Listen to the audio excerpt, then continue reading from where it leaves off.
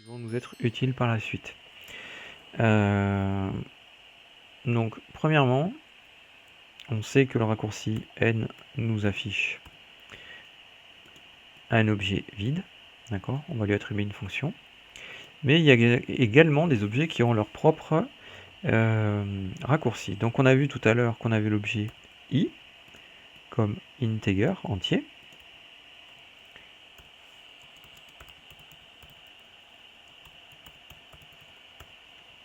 Également, on a l'objet avec f,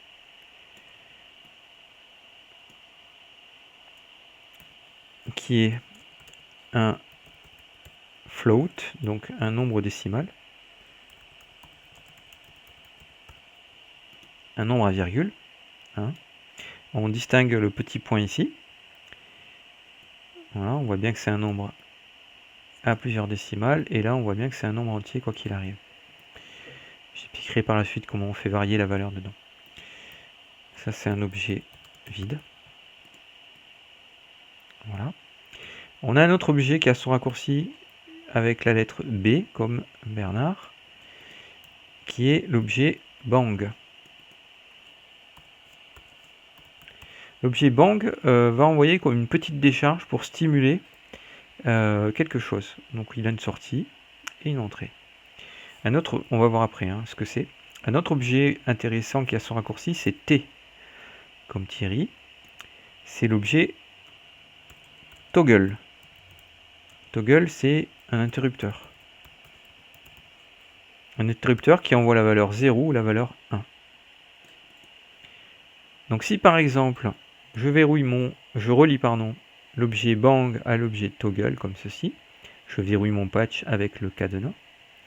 Si j'appuie sur bang, il envoie une décharge à l'interrupteur toggle, qui va s'allumer ou s'éteindre, tout simplement. Alors si je veux aller plus loin dans cette démonstration, je crée un objet entier, je relie l'objet toggle à l'objet entier, je verrouille mon patch, et là on voit la valeur qui s'affiche quand je stimule mon interrupteur, d'accord, qui s'allume, ça passe à 1, et quand je le restimule pour l'éteindre, ça passe à 0. Voilà.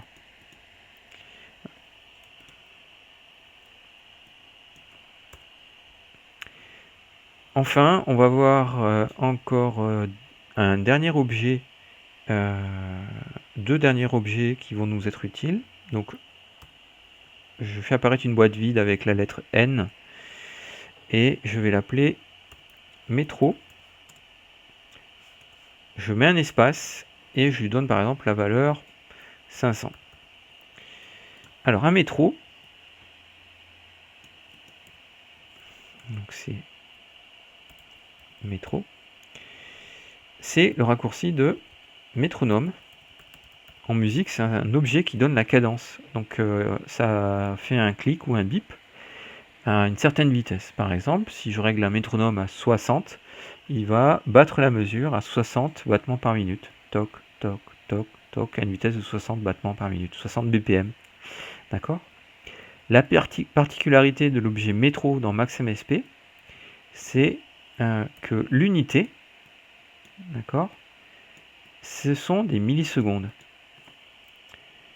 Donc, millisecondes. Donc ici, l'objet métro va battre la mesure sur un rythme de 500 millisecondes. D'accord ? Toutes les 500 millisecondes, il envoie une décharge électrique sous la forme d'un bang.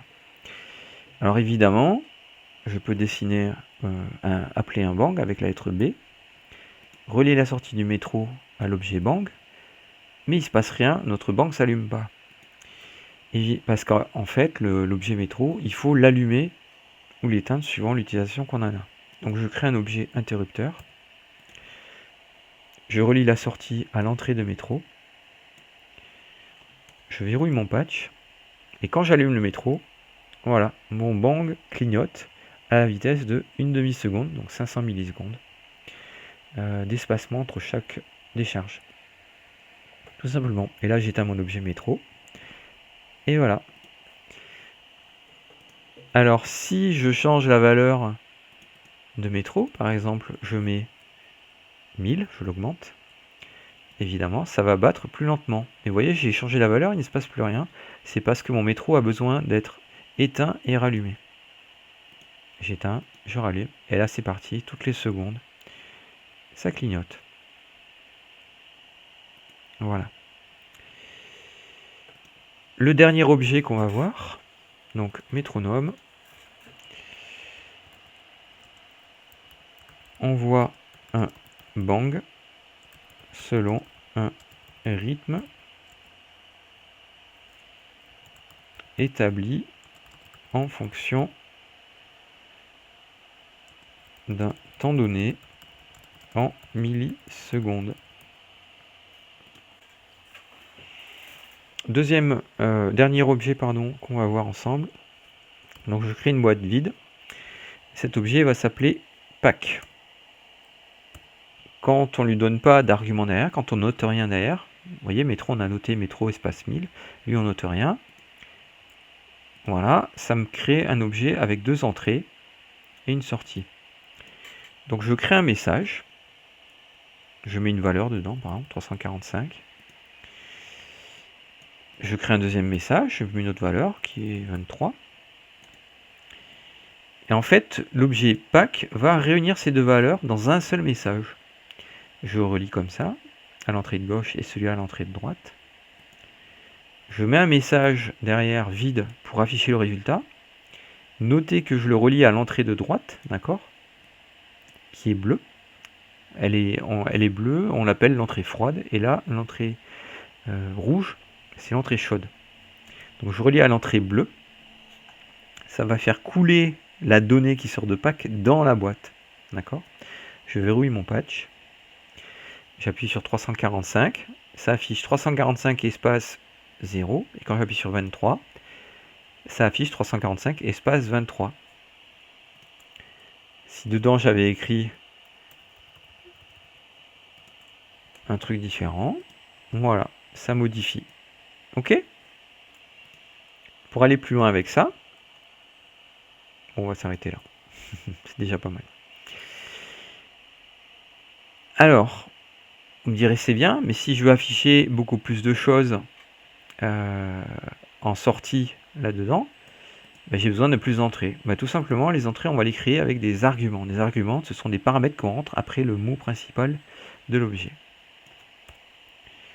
Donc je crée une boîte vide, j'écris l'objet pack, et moi par exemple j'ai envie de réunir des lettres, d'accord, et des chiffres dans une même boîte. Par exemple, j'ai envie de réunir voilà, sur une entrée une lettre. Alors, on va mettre un S, et pour des chiffres, on va mettre par exemple F, F. Donc notez que là, j'ai trois arguments, S, F, F, et du coup, je retrouve une entrée ici, une entrée là, et une entrée là. Et vous voyez, quand je laisse la souris, il m'explique, il me dit symbole to be element 1 in the list. Ça veut dire que dans cette entrée, je vais rentrer un symbole et ce symbole va apparaître en premier dans la fenêtre en dessous. Donc je crée la fenêtre en dessous, la fenêtre message comme tout à l'heure. Notez que je relie à l'entrée de droite. Je crée un message, par exemple bonjour. Je relie à l'entrée numéro 1. Ici, qu'est-ce qu'il me dit? Il me dit float to be element 2 in the list. Donc float, c'est un nombre décimal. Alors, j'écris un nombre décimal, 3,14. Et là, pareil, il me demande un float, donc j'écris un nombre décimal, 50,6. Et voilà. Je verrouille mon patch. Et tour à tour, je vais appuyer sur les trois boîtes de messages. Donc quand j'appuie là, ben, ça me renvoie bonjour effectivement en position numéro 1.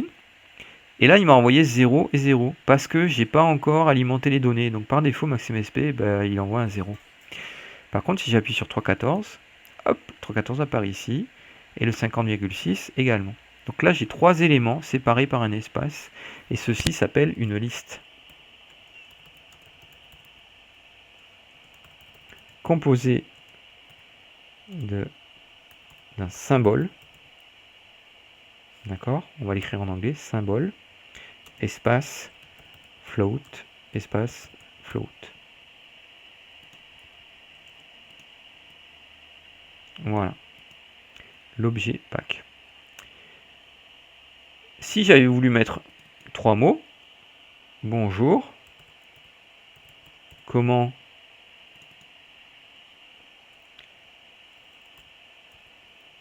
ça va, tout attaché.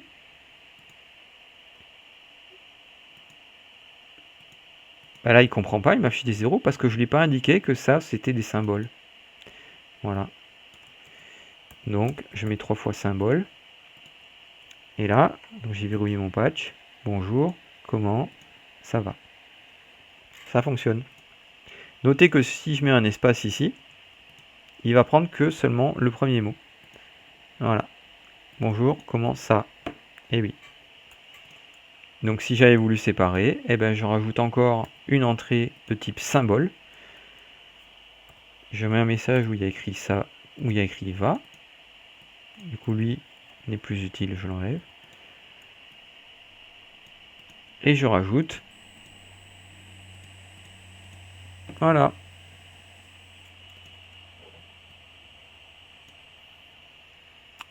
Donc là, on a vu différents objets qui allaient nous être utiles. Vous avez vu que graphiquement, il y en a certains qui prennent une certaine forme, comme le bang, le toggle, ou l'integer et le float. Tous ces objets-là, on peut bien sûr les redimensionner. Vous voyez, on a besoin d'un gros interrupteur, on le met comme ça. Il n'y a aucun problème. Vous voyez, ça fonctionne. On reverra ultérieurement ces objets dans un cadre très concret. Je sauvegarde mon patch et on passe au tuto suivant.